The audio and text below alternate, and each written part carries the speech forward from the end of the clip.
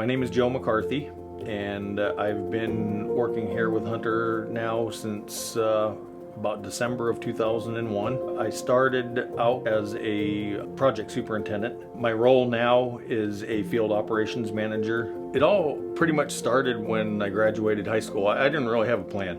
My best friend's dad was actually a superintendent in the construction industry. So I went to work doing cast-in-place pipe. Really, it was an opportunity that I took, and it just happened to work out for me. I've been doing this now for 30-something years. In a structural excavation, there's always a lot of different elevations.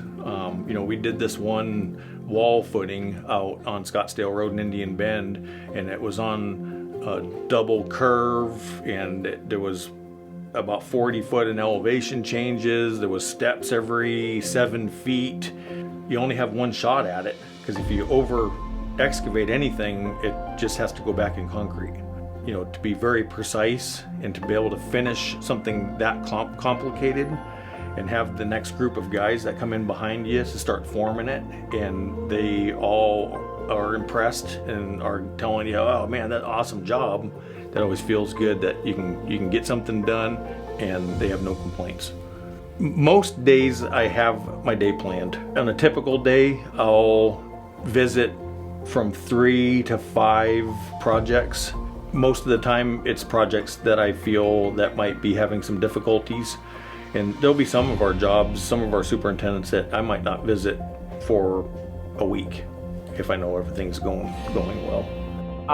You know what, with every job, I really believe it's the amount of effort you put into your planning. The Arcadia drainage project, it had a very difficult aspect of getting a giant 96-inch concrete pipe underneath the Grand Canal. There was a lot of other details with the overhead power lines, the access, sewer line that was in the area that had to be supported. To feel more confident about it, I went home into my garage and actually built a scale model of the project to a couple of small toy excavators and loaders that I had found. Spending the time to put together that model, having a very detailed 2-week schedule, we were actually able to complete that project 2 days early and win an award for the Merit for Best Civil Works.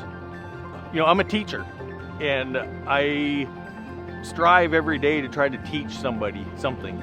And I really think that's what the younger generation is looking for, is somebody to guide them.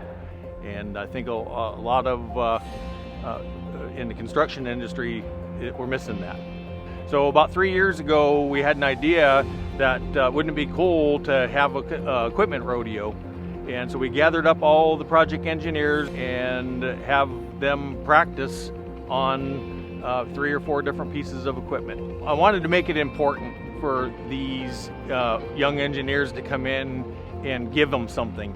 I gathered up a bunch of material and actually took it home to my shop at home. I proceeded to weld up 3 trophies. So every year when it comes back to the rodeo, all the people that won the trophies end up bringing the trophies back, and it's a handoff to whoever wins the trophy. And the worst thing is trying to ask for them back at the end of the year.